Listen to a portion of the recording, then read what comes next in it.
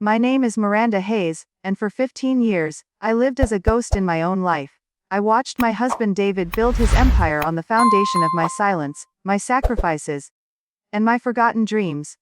What he didn't know was that every morning, while I served him coffee in his study, I was documenting his downfall, one photograph at a time. But I'm getting ahead of myself. Let me start from the beginning, from the moment I realized that the man I loved had been systematically erasing me from existence. FAPE Chapter 1T.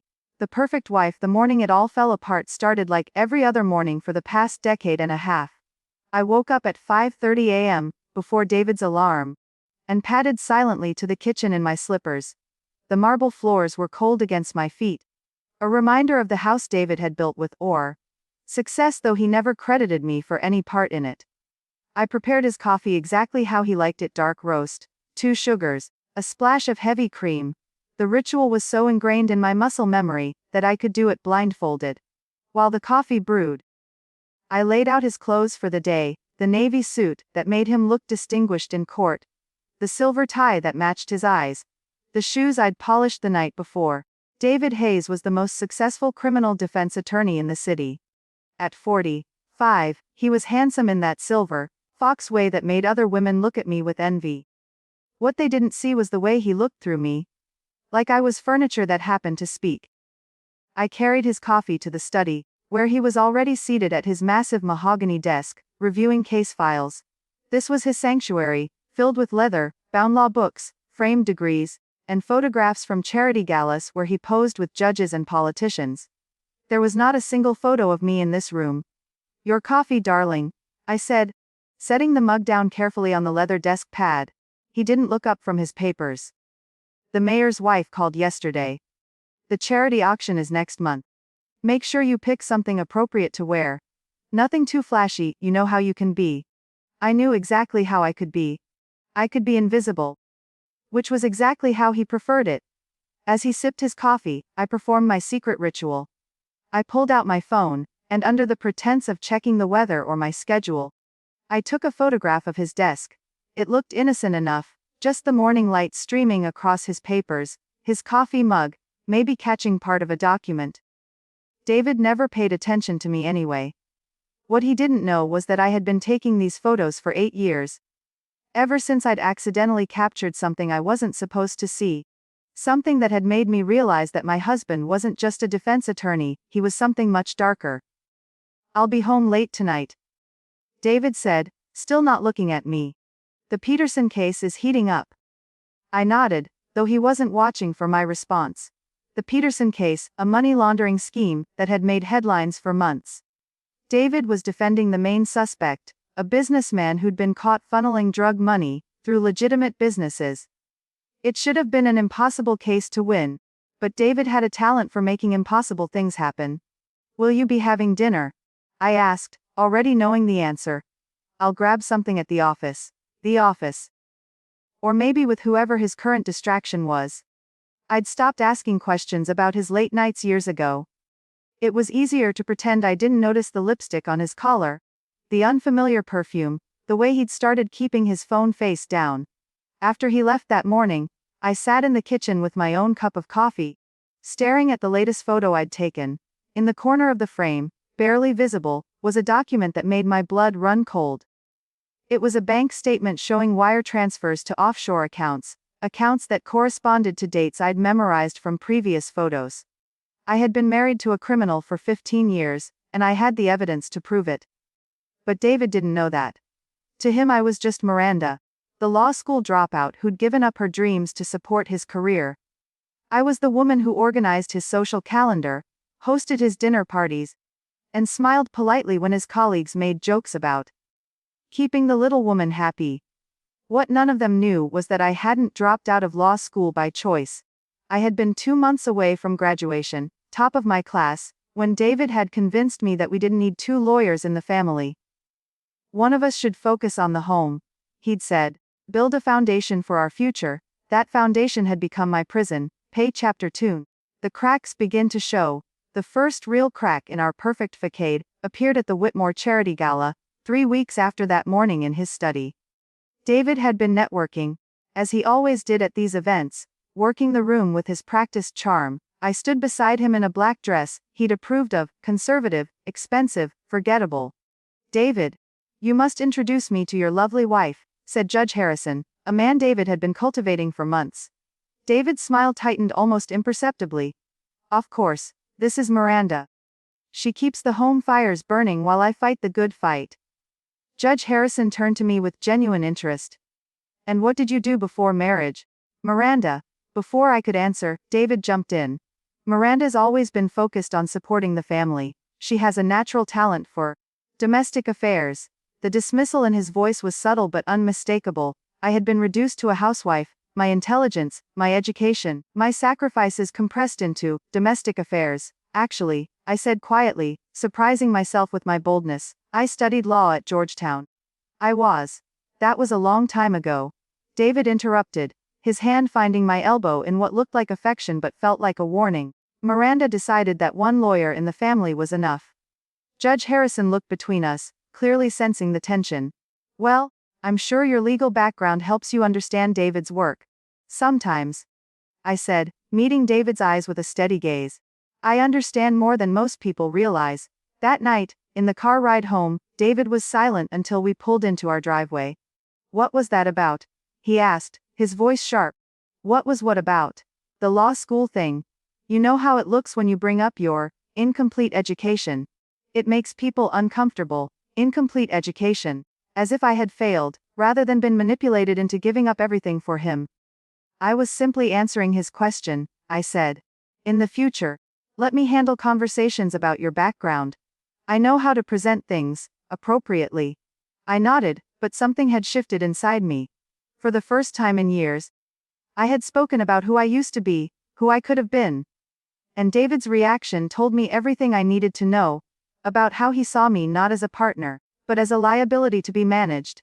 That night, I lay awake long after David fell asleep, staring at the ceiling and thinking about the woman I used to be. Miranda Castellanos. Summa cum laude graduate, law review editor. The woman professors said had the sharpest legal mind they'd seen in years. She was still in there somewhere, buried under 15 years of yes, dear and whatever you think is best, and she was getting angry. Papi Chapter 3, The Discovery. 3 months later, I discovered I wasn't the only woman in David's life. The discovery came, ironically, through my daily photography ritual. I was in his study, taking my usual morning photo, when his phone buzzed with a text message. The screen lit up, and I saw a preview that made my heart stop. Can't wait to see you tonight.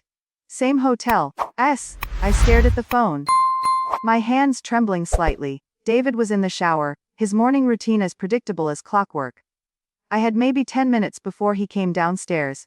I shouldn't have looked.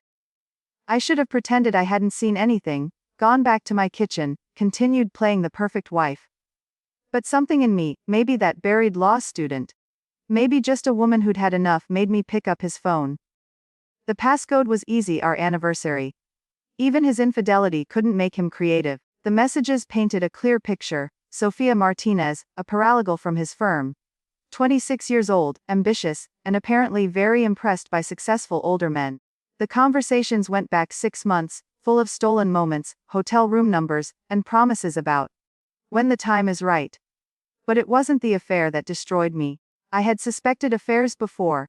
It was the way he talked about me in these messages. She has no idea, he'd written. Miranda lives in her own little world. As long as her credit cards work, and she has her charity committee meetings, she's happy. Sometimes I feel bad for her, Sophia had replied. She seems sweet. She's simple. David had written back. Not stupid, just simple. She was never cut out for the real world anyway. I'm doing her a favor, really, giving her a purpose. Simple. Not cut out for the real world, doing me a favor. I photographed every message, my hands steady now with a cold fury I hadn't felt in years. Then I put his phone back exactly where I'd found it, and walked to the kitchen on legs that felt disconnected from my body. When David came down for breakfast, I served his coffee with the same smile I'd worn for 15 years. Sleep well? I asked. Like a baby, he said, not even looking at me as he scrolled through emails. I'll be working late again tonight.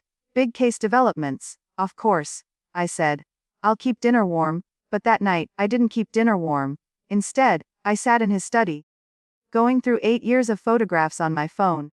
What had started as an innocent ritual had become something much more valuable, a chronological record of David's illegal activities. I had photos of bribes changing hands, documents showing jury tampering, evidence of witness intimidation, records of money laundering schemes. I had captured judges' names on payment schedules, seen police reports being altered, witnessed the systematic corruption that had built David's reputation. And now I knew why he kept me around, why he married me in the first place. I wasn't just his wife, I was his perfect cover. The simple, domestic wife who couldn't possibly understand or threaten his criminal empire. He was right about one thing. I was simple enough to let him think he was winning. 5p Chapter 4c The plan takes shape. For 2 weeks after discovering the affair, I played the perfect wife with a performance that would have won an Oscar. I smiled when David came home late smelling like another woman's perfume. I organized his dry cleaning and found lipstick stains on his shirts.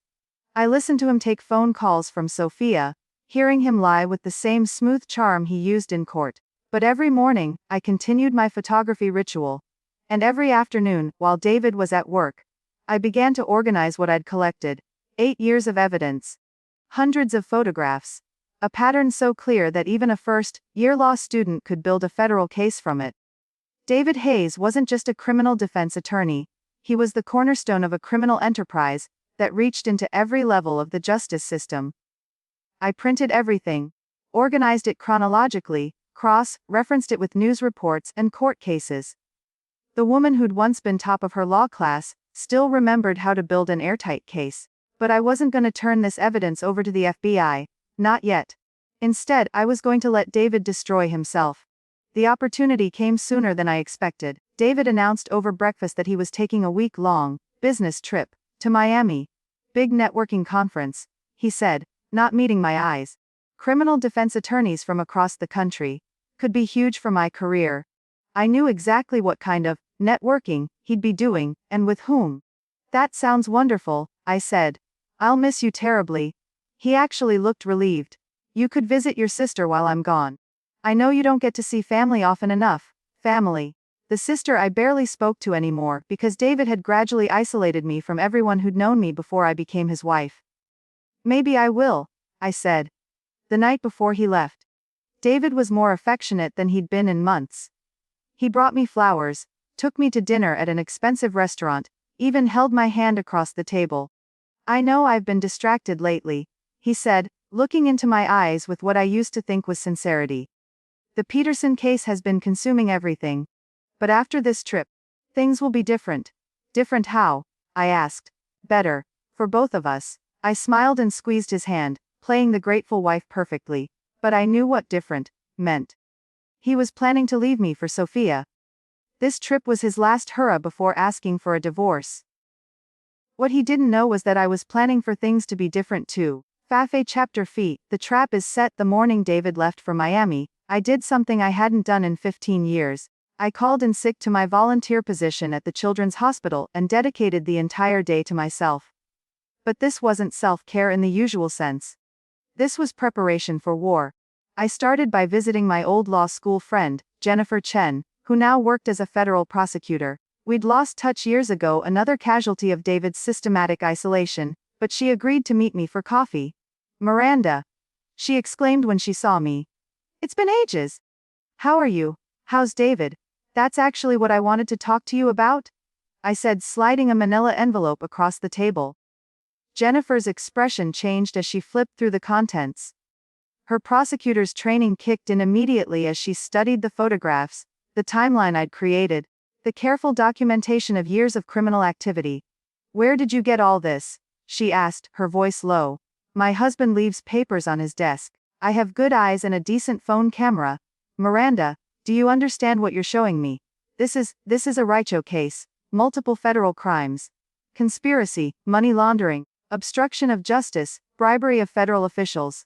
This could bring down half the judges in the city.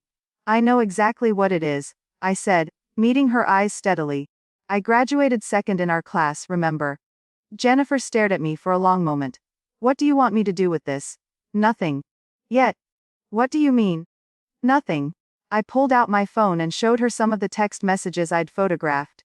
My husband is planning to divorce me. He thinks I'm too simple to be a threat. I want him to make the first move. Miranda. Jennifer said carefully, if you're thinking about revenge. I'm thinking about justice, I corrected. David has spent 15 years making me feel small, stupid, worthless. He's built his success on corruption and convinced himself he's untouchable. I want him to understand exactly who he's been underestimating. Jennifer was quiet for a long time, studying my face. What do you need from me? Time. When David files for divorce. When he tries to destroy me in court, when he thinks he's won, that's when I'll call you. That's when this becomes an official federal investigation. And until then, I wait, and I gather more evidence. We shook hands like old law school colleagues, and I walked out of that cafe feeling like myself for the first time in 15 years. Furfay Chapter 60. The betrayal revealed David returned from Miami with a tan, a new watch, and the kind of guilty energy that comes from a week of freedom. He was attentive for exactly 2 days, before falling back into his pattern of late nights and distant behavior. But now I was watching everything with the sharp focus of a prosecutor building a case. I noticed things I'd missed before: the way he changed his phone password, how he'd started doing his own laundry, the credit card statements that showed charges in restaurants I'd never been to. The end came on a Tuesday morning in October. David didn't come home the night before, texting that he was working through the night on urgent motions. But his assistant had called looking for him, which meant the urgent motion was named Sophia. I was in the kitchen, making coffee for one, when I heard his key in the lock. He looked tired, disheveled, and completely unprepared for what was about to happen. Miranda, he said, not quite meeting my eyes. We need to talk. I turned from the coffee maker, composed and ready. Of course. Would you like some coffee first? No. Let's sit down. We sat in the living room, 15 years of marriage between us like a chasm. David rubbed his hands together, a nervous gesture I'd seen him use before delivering bad news to clients. This isn't easy to say, he began. But I think we both know our marriage hasn't been working for a long time. Has it not? I asked calmly. He looked surprised by my lack of emotion. Miranda, we've grown apart. We want different things. We're different people than we were when we got married. You certainly are. I agreed.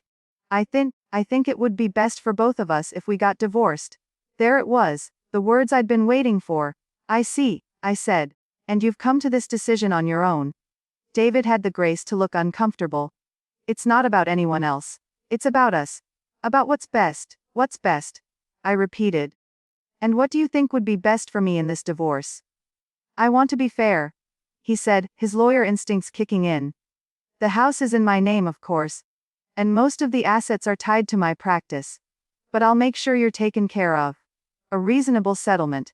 Maybe enough for a small apartment, some living expenses while you figure things out. How generous. Miranda, I know this is hard, but you have to understand, you've never really contributed financially to this marriage. You don't have a career, you don't have income. Legally speaking, there's not much to divide. And there it was, the truth about how he saw our 15 years together. I had contributed nothing. My sacrifices, my support, my abandoned career, my lost dreams, all of it worthless because it couldn't be quantified on a balance sheet. I understand perfectly, I said, standing up. When would you like me to move out? David looked surprised by how easily I was accepting this. There's no rush. We can work out a timeline. Actually, I said, walking toward the stairs, I think sooner is better than later. I'll start packing today. Miranda, wait, he called after me. I know this is shocking. If you need time to process. I turned back to him from the bottom of the stairs. David, you said we're different people than we were when we got married. You're absolutely right. I'm not the same woman who gave up law school to support your dreams. I'm not the same woman who spent 15 years making herself smaller so you could feel bigger. What's that supposed to mean? I smiled at him. The same smile I'd given him every morning for 15 years. It means you're about to find out exactly who you married. Furfay Chapter 70. The gathering storm moving out of the house I'd called home for over a decade should have been devastating. Instead, it felt like stepping out of a tomb. I rented a small apartment across town, something David would consider beneath his standards. It was clean, comfortable, and most importantly, it was mine. For the first time in 15 years, I woke up in a space where I didn't have to perform, didn't have to be anyone but myself. David's lawyer contacted me within a week. Robert Clemens, a divorce attorney who specialized in protecting wealthy men from opportunistic wives. The settlement offer was exactly as insulting as I'd expected: $50,000, enough to cover first year's rent and expenses while I transitioned to independence. I hired my own lawyer, Karen Walsh, a woman known for her shark-like approach to high-asset divorces. When I met with her, I played the role of the knave, abandoned wife perfectly. "He wants to give me practically nothing," I told her, letting my voice shake slightly. "I don't understand how this is legal. I supported his career for 15 years. Karen looked over David's offer with disgust. "This is insulting. We're gonna fight this, Miranda. I'll need all the financial records you have access to, any documentation of assets, anything that shows your contribution to the marriage." "I'm not sure I have much," I said hesitantly. David always handled the finances. "But I do have some photographs." I showed her a carefully curated selection of my 8 years of documentation, just enough to establish that David had hidden assets. Nothing that would reveal the full scope of his criminal activity. Karen's eyes lit up. "This is perfect. He's been hiding money, underreporting income. We can use this to demand full financial discovery." The divorce proceedings began in earnest. David, confident in his legal expertise and his assessment of my capabilities, represented himself initially. His first mistake was underestimating Karen Walsh. His second mistake was underestimating me. During depositions, I played my part perfectly. I was the confused, hurt wife who didn't understand complex financial matters. I stumbled over technical terms, seemed overwhelmed by the process, and let David's condescending explanations wash over me like I was too simple to understand. But I was listening to everything, recording everything, cataloging every lie he told under oath. "Mrs. Hayes," David's new attorney asked during my deposition, "did you ever suspect your husband of hiding assets from you?" "I'm not really good with money," I said, looking confused. "David always said I didn't have a head for business." "But you have photographs of documents from his office." "Oh, those," I said, flushing as if embarrassed. I like to take pictures. Of everything, it's a habit. David always teased me about taking too many photos." The lawyers exchanged glances that said exactly what I wanted them to think. Airheaded wife with an annoying photography hobby. Meanwhile, Karen was using my random photographs to trace David's hidden assets with surgical precision. Every casual snapshot I'd taken had been carefully chosen to reveal another piece of his financial puzzle. We were building a case that would strip him of everything he'd tried to hide. But that wasn't enough. Not anymore. Chapter 80, The Final Gambit. The divorce trial was scheduled for a cold January morning, 6 months after David had asked me for a divorce. In those months, I'd watched him get more comfortable, more arrogant, more certain of his victory. He'd moved Sophia into our house within 3 weeks of my departure. He'd been seen with her at restaurant openings, charity events, all the places he'd once taken me. The legal community was gossiping about David Hayes's midlife crisis and his young girlfriend, but no one questioned his right to happiness. The morning of the trial, I dressed carefully, not in the conservative, forgettable style David had trained me to adopt, but in a sharp black suit that made me look every inch the lawyer I'd once been destined to become. Karen met me at the courthouse. "You ready for this?" "I've been ready for 15 years, I said. The courtroom was smaller than I'd expected, but it would do. David sat at the opposing table with his attorney, looking confident and relaxed. He'd barely glanced at me when I walked in. Judge Morrison called the court to order. "We're here today for the dissolution of marriage between David and Miranda Hayes. I've reviewed both parties' financial disclosures. Mr. Clemens, would you like to present your client's position?" David's attorney stood. "Your Honor, this is a straightforward case. Hayes is a successful attorney who has built a practice through his own efforts. Mrs. Hayes, while a supportive wife, made no financial contributions to the marital estate. She has no career, no income, no professional qualifications. My client is offering a generous settlement that will allow her to transition to independence." Judge Morrison turned to Karen. "Ms. Walsh. Your Honor, Mrs. Hayes may not have earned a salary during her marriage, but she made substantial contributions that enabled her husband's success. Moreover, Mr. Hayes has systematically undervalued and hidden marital assets, We're asking for a full accounting and equitable distribution. For the next 2 hours, the lawyers battled over asset values, contribution assessments, and settlement terms. David grew more confident with each exchange, clearly believing he was winning. Finally, Judge Morrison called a recess.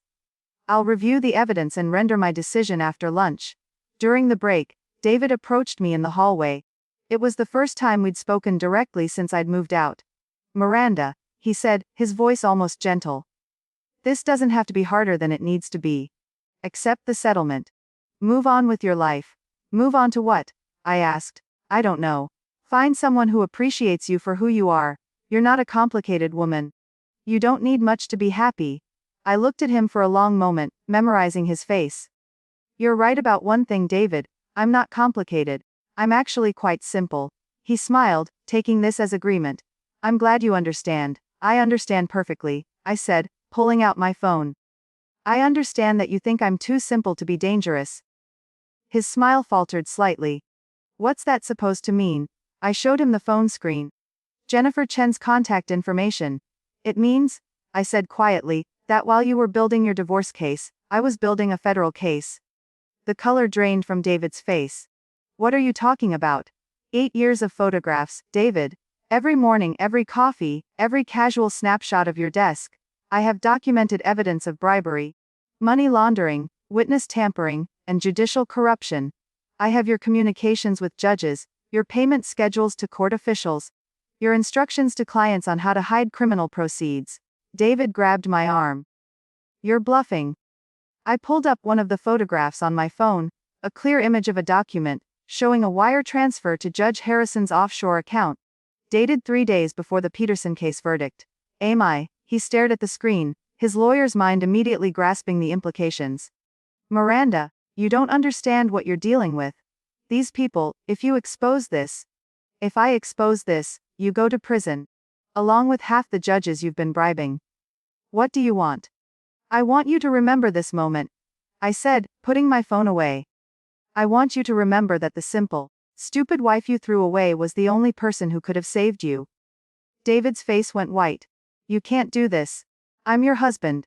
We made vows. Till death do us part. I agreed. Your career is about to die, David. Our marriage died with it. I started to walk away, then turned back. Oh, and David. That settlement offer you made. The one where you give me $50,000, and keep everything else. I'm going to make sure you remember how generous you thought it was. Fampe Chapter 90, The Reckoning Court reconvened at 2 p.m. David looked like a man who'd seen his own ghost. His attorney kept whispering urgent questions that David couldn't seem to answer. Judge Morrison had clearly spent his lunch break thoroughly reviewing the evidence. After careful consideration of the testimony and documentation presented, I'm prepared to rule on the distribution of marital assets. He looked directly at David. Mr. Hayes, I'm troubled by several discrepancies in your financial disclosure. The photographic evidence presented by Mrs. Hayes suggests a pattern of concealment that raises serious questions about your candor with this court. David's attorney stood. Your Honor, Mrs. Hayes's photographs were taken without my client's knowledge or consent. In his own home, Judge Morrison interrupted, by his own wife. There's no expectation of privacy violation here, counselor. The judge continued. Based on the evidence of hidden assets and the 15-year duration of this marriage, I'm awarding Mrs. Hayes 50% of all marital assets, including the house, investment accounts, and her husband's practice valuation. David shot to his feet. Your Honor, this is. Sit down, Mr. Hayes, Judge Morrison said sharply. I'm not finished. The judge's tone had grown cold. Furthermore, Hayes's evidence suggests financial irregularities that extend beyond simple asset concealment. I'm ordering a complete forensic accounting of Mr. Hayes's practice and personal finances. I watched David's face as the implications sank in. A forensic accountant would uncover everything, every bribe, every kickback, every laundered dollar. The federal case I'd been building would pale in comparison to what a court-ordered investigation would reveal. Court is adjourned. Judge Morrison said. Mr. Hayes, I suggest you consult with a criminal attorney. You're going to need one. As the courtroom emptied, David sat frozen at his table. His attorney was already packing up, clearly eager to distance himself from what was coming. I walked over to David's table and sat down beside him. Miranda, he whispered, please. Think about what you're doing. I have thought about it. For 8 years, every morning, every photograph. I've thought about nothing else. I know I hurt you, but this will destroy innocent people. Like Judge Harrison, like Commissioner Walsh, like all the other innocent people who helped you obstruct justice for money. David put his head in his hands. What do you want? Money. I'll give you everything. The house, the practice, all of it. I don't want your money, David. Then what? I stood up, smoothing my suit jacket. I want you to remember something. Every morning for 15 years, you sat in your study drinking coffee while your simple, stupid wife took pictures. You never even noticed. You were so convinced of my irrelevance that you let me document your destruction, one snapshot at a time. I started to walk away, then stopped. Oh, and David, when the FBI comes to arrest you, and they will, I want you to remember that the woman who brought you down was the same woman you said wasn't cut out for the real world. Phi. Chapter Hyundai. The aftermath. 3 months later, David Hayes was arrested at his office by federal agents. The charges included racketeering, money laundering, bribery, and conspiracy to obstruct justice. The investigation, sparked by the divorce court's forensic accounting order, had uncovered a corruption network that reached into every level of the city's legal system. I watched the news coverage from my new apartment, sipping coffee from a mug I'd bought for myself. The reporters called it the biggest judicial corruption scandal in the state's history. 12 judges were indicted. 37 attorneys faced criminal charges. The entire criminal defense bar was in chaos. David's face, pale and haggard in his mugshot, appeared on every local news channel. The man who'd once commanded respect and fear now looked like what he'd always been, a small, weak person who'd built his power on others' weakness. Sofia Martinez was also arrested, charged with conspiracy and money laundering. The young paralegal, who'd thought she was catching a successful older man, had instead caught a federal indictment. My phone rang constantly. Reporters wanting interviews, former friends suddenly remembering my existence, people who wanted to understand how the quiet wife had brought down an empire.